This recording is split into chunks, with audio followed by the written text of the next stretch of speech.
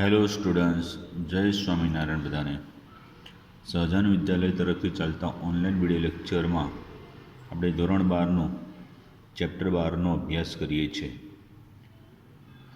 તો આપણે last video લેક્ચરથી કેટલાક છેલ્લા વિડીયો લેક્ચરથી આપણે સ્વાધ્યાયના પ્રશ્નો જોઈએ છીએ, એમાં કન્ટિન્યુ રાખીએ છીએ. તો સ્વાધ્યાયનો 8મો પ્રશ્ન છે પરિવર્તન રૂપે કે તમે ઇથેનોલને નીચેના દર્શાવેલા સંયોજનમાં કેવી રીતે પરિવર્તિત કરશો. ઇથેનોલને નીચે દર્શાવેલા સંયોજનમાં કેવી રીતે પરિવર્તિત કરશો. તો ચોપડી જોડે રાખવાની એટલે ખબર પડતી રહે. તો ઇથેનોલમાંથી બ્યુટેન 1,3 ડાયોલ. તો ઇથેનોલના 2 મોલની મંદ NaOH સાથે પ્રક્રિયા કરો. કઈ? આલ્ડોલ સંઘનન એટલે મધ્યસ્થી નિપજ બનશે 3 હાઇડ્રોક્સી બ્યુટેનોલ. બરાબર. હવે એનું ડાયોલ બનાવવું છે તો એક તો OH છે જ. આ CHનું OH કરવું હોય તો એનું રિડક્શન કરીએ લિથિયમ એલ્યુમિનિયમ હાઇડ્રાઇડ વડે, એટલે CHO છે એનું CH2OH થઈ જાય, એટલે બ્યુટેન 1,3 ડાયોલ. ચલો, ઇથેનોલમાંથી બ્યુટ 2 ઇનોલ.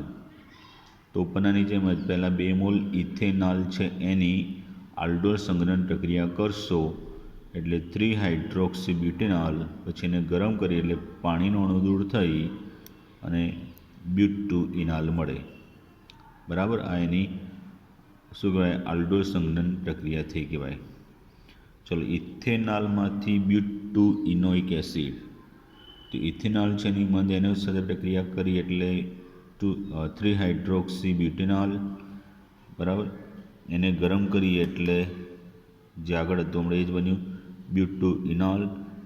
હવે એનું ઓક્સિડેશન કરીએ ટોલેન્સ પ્રક્રિયા વડે એટલે CHOનું COOH થઈ જાય. બરાબર. એટલે શું બની જશે? But 2 enoic acid. But 2 enoic acid. Okay. ના ઓકે. તો કે આગળનો પ્રશ્ન છે એમાં 9મો સ્વાધ્યાયનો 9મો પ્રશ્ન. પ્રોપેનોલ અને બ્યુટેનોલના આલ્ડોલ સંઘનનથી. શેનાથી? આલ્ડોલ સંઘનન. બરાબર, ધ્યાન આપજો. એ આલ્ડોલ સંઘનનથી મળતી 4 નિપજોના નામ અને બંધારણીય સૂત્રો લખો. અને બીજું એવું કીધું કે દરેક કિસ્સામાં દર્શાવો કે કયું આલ્ડીહાઇડ સંયોજન કેન્દ્ર અનુરાગી છે અને કયું આલ્ડીહાઇડ સંયોજન ઇલેક્ટ્રોન અનુરાગી છે. બરાબર. તો ચલો, પ્રોપેનોલ અને ઇથેનોલ વચ્ચે પ્રક્રિયા થઈ તો બે જુદા જુદા આલ્ડીહાઇડ છે. બરાબર. તેમની વચ્ચે ક્રોસ આલ્ડોલ સંઘનનથી 4 નિપજ મળે. તો પહેલાં પ્રોપેનોલ વચ્ચે પ્રક્રિયા થાય. પ્રોપેનોલ વચ્ચે પ્રક્રિયા થાય તો આ નિપજ બને, જેનું નામ થશે 1 2 3 4 5 3 હાઇડ્રોક્સી 2 મિથાઇલ પેન્ટેનોલ. એમાં એક અણુ જે છે કે જેના પર હાઇડ્રોજનનું કયા જે અણુમાં ધ્યાન રાખજો કે આલ્ફા હાઇડ્રોજન છે એ આલ્ફા હાઇડ્રોજન પ્રદાન થાય અને જે એ પ્રોટોન સ્વીકારે એ કેવો પ્રક્રિયા કહેવાય? તો કે ઇલેક્ટ્રોન અનુરાગી. અને બીજો કેવો કહેવાય? કેન્દ્ર અનુરાગી. બરાબર. આ ધ્યાન આપજો. ઓકે. તો એમાં એક પ્રોપેનોલ ઇલેક્ટ્રોન અનુરાગી છે, બીજો કેન્દ્ર અનુરાગી થશે. ચલો, બીજી નિપજમાં તો એક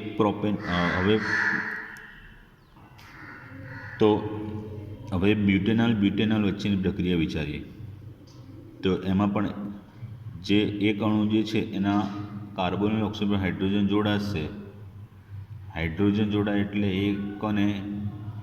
H+ ને આકર્ષ્યો. બરાબર. એટલે H+ ને આકર્ષ્યો એટલે એ કેવો બની ગયો? ઇલેક્ટ્રોન અનુરાગી, બીજો કેન્દ્ર અનુરાગી. તો નિપજ રૂપે 1 2 3 4 5 6 3 ઇથાઇલ 3 હાઇડ્રોક્સી હેક્ઝેનોલ. એમાં એક બ્યુટેનોલનો અણુ ઇલેક્ટ્રોનુરાગી, બીજો કેન્દ્રાનુરાગી થશે. હવે પ્રોપેનોલ અને બ્યુટેનોલ વચ્ચે પ્રક્રિયા થાય, બરાબર. તો આલ્ફા હાઇડ્રોજન જેના પર પ્રદાન થશે, બરાબર, એ કેન્દ્રાનુરાગી, બીજો ઇલેક્ટ્રોન અનુરાગી બની જશે. એટલે પ્રોપેનોલનો અણુ ઇલેક્ટ્રોન અનુરાગી, બ્યુટેનોલનો કેન્દ્રાનુરાગી બની જશે, બરાબર. એટલે પ્રોપેનોલના જે કાર્બોનિલ ઓક્સિજન પર હાઇડ્રોજન આવી જશે એટલે એનો OH બની જશે. કાર્બોનિલ ઓક્સિજન પર હાઇડ્રોજન આવી જાય એટલે એનો OH બની જાય, CH3CH2OH. અને બ્યુટેનોલનો આલ્ફા કાર્બન ત્યાં જોડાયો, બરાબર, એટલે બ્યુટેનોલનો કેન્દ્રાનુરાગી બન્યો. ઓકે, તો નિપજ રૂપે નામ થશે 1 2 3 4 5 2 ઇથાઇલ 3 હાઇડ્રોક્સી પ્રોપેનોલ. તો ચોથામાં ઊંધું, બ્યુટેનોલનો અણુ કેન્દ્રાનુરાગી, પ્રોપેનોલનો અણુ ઇલેક્ટ્રોનુરાગી થાય. તો બ્યુટેનોલના કાર્બોનિલ ઓક્સિજન સાથે પ્રોપેનોલનો આલ્ફા હાઇડ્રોજન જોડાય, બરાબર, એટલે CH3CH2CH2OH CH3CHO એટલે 3 હાઇડ્રોક્સી 2 મિથાઇલ 1 2 3 4 5 6 એટલે હેક્ઝેનાલ બનશે. એટલે આ રીતની જુદી જુદી 4 નિપજો બનશે એની, બરાબર. ચાલો આગળ એમાં વાત કરું. 1 મિનિટ.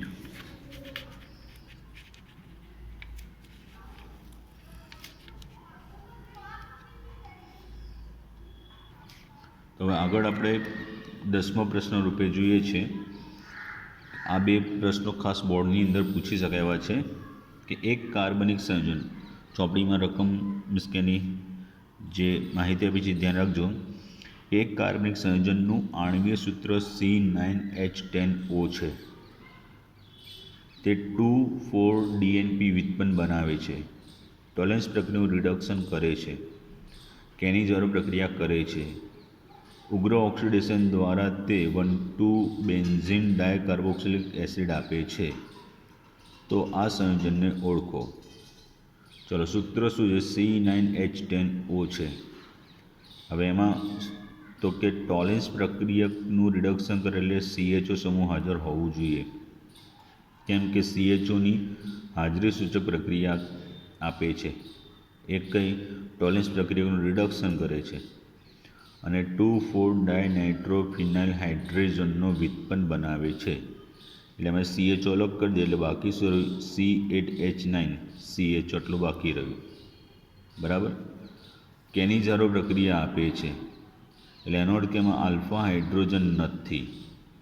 CHO સમૂહ તો પછી શું નક્કી થાય કે બેન્ઝીન વલય સાથે જોડાય તો જ આલ્ફા કાર્બન પર હાઇડ્રોજન ન હોય, કે આટલો ભાગ છે ને એટલા પરથી કહેવાય. તો C8H9 CHO છે એમાં શું થશે? C6H4CHO. તો બાકીનો ભાગ કયો રહ્યો? ઇથાઇલ. CHO બેન્ઝીન વલય સાથે જોડાયો તો બાકીનો ભાગ રહ્યો C2H5. હવે એનું ઉગ્ર ઓક્સિડેશન કરવાથી 1,2-બેન્ઝીન ડાયકાર્બોક્સિલિક એસિડ મળે છે. એટલે આનું પણ ઓક્સિડેશન થાય ને આનું પણ ઓક્સિડેશન થાય એટલે 2 COOH બને. 1,2 સ્થાન પર આવે એટલે આ બંને C2H5 અને CHO બંને 1,2 સ્થાન પર હોય એટલે CHO ના C2H5 પહેલા સ્થાન પર, ના બીજા સ્થાન પર 2-ઇથાઇલ બેન્ઝાલ્ડિહાઇડ થાય. 2-ઇથાઇલ બેન્ઝાલ્ડિહાઇડ, બરાબર, એ એનું નામ થશે. ચાલો પછી તો કે 11મો પ્રશ્ન.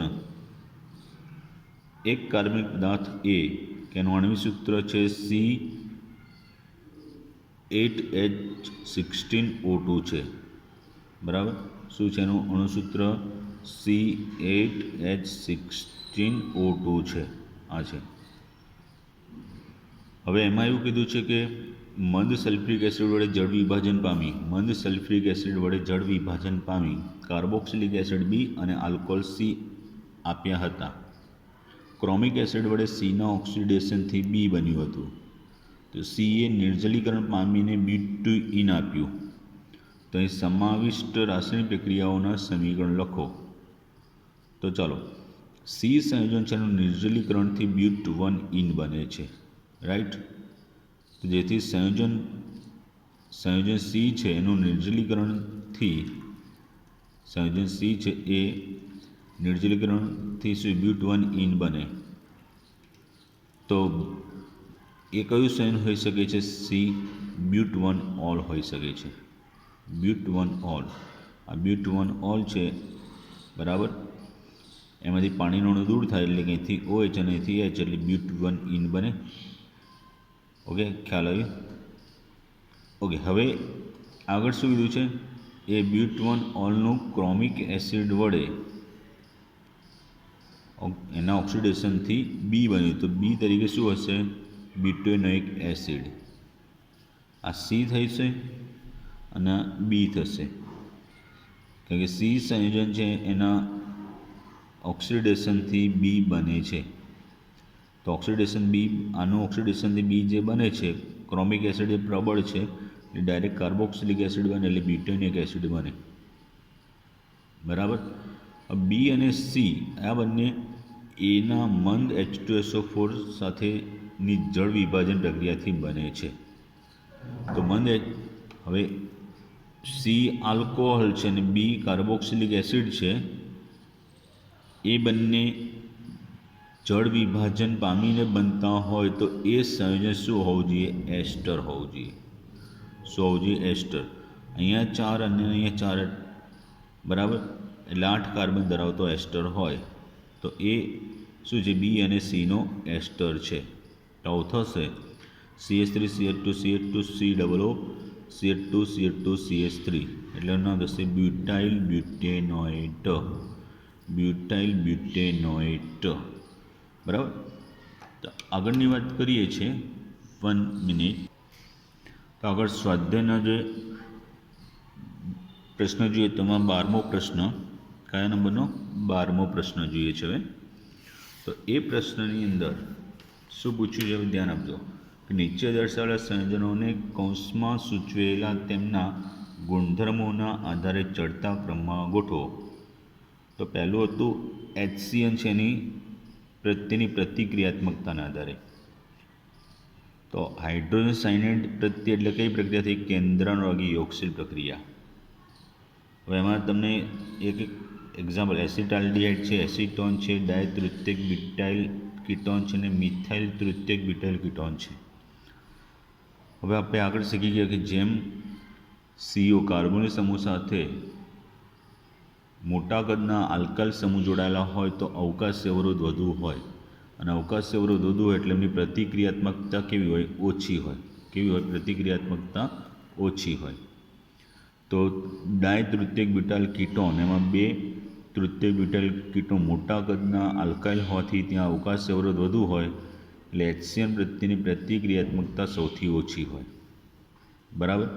પછી છે તો કે બીજામાં મિથાઇલ અને તૃતીયક બ્યુટાઇલ કીટોન છે, એટલે એક તૃતીયક બ્યુટાઇલ થયો પણ એક મિથાઇલ થયો એટલે આના કરતાં વધારે થઈ, કારણ કે એમાં 2 તૃતીયક બ્યુટાઇલ હતા, આમાં એક છે અને બીજો મિથાઇલ છે, એટલે મિથાઇલનું કદ નાનું થઈ ગયું એટલે આની પ્રતિક્રિયાત્મકતા ડાયતૃતીયક બ્યુટાઇલ કરતાં વધારે થાય. એસિટોનમાં 2 મિથાઇલ છે એટલે એની પ્રતિક્રિયાત્મકતા પહેલાં 2 કરતાં વધારે થાય, અને એસિટાલ્ડિહાઇડ એટલે આલ્ડિહાઇડ સંયોજન, એની પ્રતિક્રિયાત્મકતા કીટોન કરતાં વધારે હોય, બરાબર. સારું, પછી બીજા નંબરમાં તો કે એસિડ પ્રબળતા. શું? એસિડ પ્રબળતા, બરાબર. તો અહીંયા તમે જોઈ શકો, અહીંયા બધા 4 કાર્બન ધરાવતા કાર્બોક્સિલિક એસિડ છે. હવે જેમ COO સમૂહ સાથે ઇલેક્ટ્રોન દાતા સમૂહ હોય તો એસિડિક પ્રબળતા ઘટાડે. 2-મિથાઇલ પ્રોપેનોઇક એસિડની એસિડિક પ્રબળતા સૌથી ઓછી હોય કે એમાં CH3 ઇલેક્ટ્રોન દાતા છે. એનાથી વધારે બ્યુટેનિક એસિડની, એનાથી વધારે તો કે 3-બ્રોમો બ્યુટેનિક એસિડની, કારણ કે Br અહીંયા ઇલેક્ટ્રોન આકર્ષક સમૂહ અને એસિડિક પ્રબળતા વધારે છે, બરાબર. અને ઇલેક્ટ્રોન આકર્ષક સમૂહ જેટલો COO સમૂહથી નજીક આવે એટલે એસિડિક પ્રબળતા વધે, એટલે ત્રીજા પરથી બીજા પર આવે તો એસિડિક પ્રબળતા વધશે. 2-બ્રોમો બ્યુટેનિક એસિડ, બરાબર. તો એની એસિડિક પ્રબળતાનો ક્રમ થયો. ત્રીજો તો કે ત્રીજાની અંદર એ પણ એસિડ પ્રબળતાનો ક્રમ માંગ્યો છે. શાનો? એસિડ પ્રબળતા. તો એરોમેટિક એસિડ જે છે એની સાથે પણ ઇલેક્ટ્રોન દાતા સમૂહ જોડાય તો એસિડિક પ્રબળતા ઘટાડે, અને ઇલેક્ટ્રોન આકર્ષક સમૂહ જોડાય તો એસિડિક પ્રબળતા વધારે, અને એમની જેમ સંખ્યા વધે એમ એસિડિક પ્રબળતા વધશે. એટલે 4-મિથોક્સી બેન્ઝોઇક એસિડ કરતાં બેન્ઝોઇક એસિડની વધારે, એના કરતાં 4-નાઇટ્રોબેન્ઝોઇક એસિડની વધારે, અને એના કરતાં 3,4-ડાયનાઇટ્રોબેન્ઝોઇક એસિડની એસિડિક પ્રબળતા વધારે છે. બરાબર? તો આ રીતે આપણે એનો સમજૂતી આપી શકાય. ચલો આગળ પ્રશ્ન 13 છે. એ 13મા પ્રશ્નમાં કે નીચે દર્શાવેલી જોડીઓમાંના સંયોજનને વિભેદિત કરવા માટેની રાસાયણિક કસોટીઓ જણાવો. તો પહેલું છે પ્રોપેનાલ અને પ્રોપેનોન. પ્રોપેનાલ અને પ્રોપેનોન. તો પ્રોપેનાલ એક આલ્ડીહાઇડ થયો, બરાબર, અને આલ્ડીહાઇડ એટલે ટોલેન્સ કસોટી આપશે. પ્રોપેનોન એ કીટોન છે એટલે ટોલેન્સ કસોટી આપશે નહીં, એટલે એનાથી રજત દર્પણ બનાવતો નથી. એટલે ટોલેન્સ કસોટી વડે બંનેને વિભેદિત કરી શકાય, અલગ પાડી શકાય. પછી એસિટોન અને બેન્ઝોફિનોન. તો એસિટોન C6H5COCH3 માં મિથાઇલ કીટો સમૂહ છે એટલે આયોડોફોર્મ કસોટી આપે. બેન્ઝોફિનોન એટલે સીઓની બે બાજુ ફિનાઇલ છે એટલે એમાં CH3CO સમૂહ ન હોવાથી આયોડોફોર્મ કસોટી આપતું નથી, એટલે આયોડોફોર્મ કસોટી વડે વિભેદિત કરી શકાય. ફિનોલ અને બેન્ઝોઇક એસિડ. તો ફિનોલમાં AROH. ફિનોલ અને બેન્ઝોઇક એસિડ બંને એસિડિક છે, પણ આમાં ફિનોલિક OH સમૂહ છે એટલે તે સોડિયમ બાયકાર્બોનેટ સાથે CO2 ઉભરા આપતું નથી, એટલે બેન્ઝોઇક એસિડ કરતાં નિર્બળ થયું. અને આમાં બેન્ઝોઇક એસિડમાં કાર્બોક્સિલિક સમૂહ હોવાથી સોડિયમ બાયકાર્બોનેટ સાથે CO2 ઉભરા આપે, એટલે સોડિયમ બાયકાર્બોનેટ વડેની પ્રક્રિયા વડે એને અલગ કરી શકાય છે. બરાબર? પછી આગળની વાત કરીએ તો ચોથું છે બેન્ઝોઇક એસિડ અને ઇથાઇલ બેન્ઝોએટ. તો બે રીતે કરી શકાય છે. એક સોડિયમ બાયકાર્બોનેટ વડે. તો બેન્ઝોઇક એસિડ સોડિયમ બાયકાર્બોનેટ સાથે CO2 ઉભરા આપશે, ઇથાઇલ બેન્ઝોએટ ના આપી શકે. બીજું એ પણ કરી શકાય એસ્ટર અને સોડિયમ એસ્ટર સંયોજન છે એને સાથે ગરમ કરીએ એટલે ઇથેનોલ આપે, અને પછી આયોડોફોર્મથી પીળા અવક્ષેપ આપી શકે. બેન્ઝોઇક એસિડ આવું આપી શકે નહીં. એટલે આ બેમાંથી કોઈ બી એક પ્રક્રિયા દ્વારા બંનેને અલગ કરી શકાય. ચલો પેન્ટ2ઓન અને પેન્ટ3ઓન. તો પેન્ટ2ઓન એટલે CH3COCH2CH2CH3. પેન્ટ3ઓન એટલે CH3CH2COCH2CH3. તો આમાં મિથાઇલ કીટો સમૂહ છે અને આમાં નથી, એટલે આયોડોફોર્મ કસોટી વડે બંનેને વિભેદિત કરી શકાય. શાના વડે? આયોડોફોર્મ કસોટી છે એના વડે વિભેદિત કરી શકાય. ચલો બેન્ઝાલ્ડિહાઇડ અને એસિટોફિનોન. બેન્ઝાલ્ડિહાઇડ અને એસિટોફિનોન એક આલ્ડીહાઇડ છે અને બીજો કીટોન છે, એટલે એક તો રજત દર્પણ કસોટી વડે વિભેદિત કરી શકાય. બીજું આલ્ડીહાઇડમાં ફક્ત CHO સમૂહ હોય અને એસિટોફિનોનમાં COCH3 છે. COCH3 હોવાથી બીજું આયોડોફોર્મ કસોટી વડે વિભેદિત કરી શકાય, એટલે એસિટોફિનોન આયોડોફોર્મ કસોટી આપશે, બેન્ઝાલ્ડિહાઇડ નહીં આપે. બેન્ઝાલ્ડિહાઇડ ટોલેન્સ કસોટી આપશે, એસિટોફિનોન નહીં આપે. એટલે આ રીતે આયોડોફોર્મ કસોટી કાં તો રજત દર્પણ કસોટી વડે અલગ કરી શકાય. ચલો ઇથેનોલ અને પ્રોપેનાલ. તો ઇથેનોલ છે CH3CHO, બરાબર. એમાંથી આપણે આમાં કયા ટાઈપનો CH3CO નીચે H કરી દો અથવા ઉપર કરી દો. પ્રોપેનોલનો CH3CH2CHO, એટલે આમાં મિથાઇલ કીટો છે આમાં નથી, એટલે પ્રોપેનાલ આયોડોફોર્મ કસોટી આપશે નહીં આપે, અને ઇથેનાલ આયોડોફોર્મ કસોટી આપશે, એટલે આયોડોફોર્મ કસોટી વડે એને વિભેદિત કરી શકાય છે. બરાબર? તો અહીંથી 1-2 વાર વિડીયો લેક્ચર સમજવાના, સમજી વિચારીને એકવાર મોડેલ લખવાનું, તો ચોક્કસપણે આવડી જશે. બાકીના જે આગળના વિડીયો લેક્ચર સમજીએ છીએ. બરાબર? ચલો જય સ્વામિનારાયણ.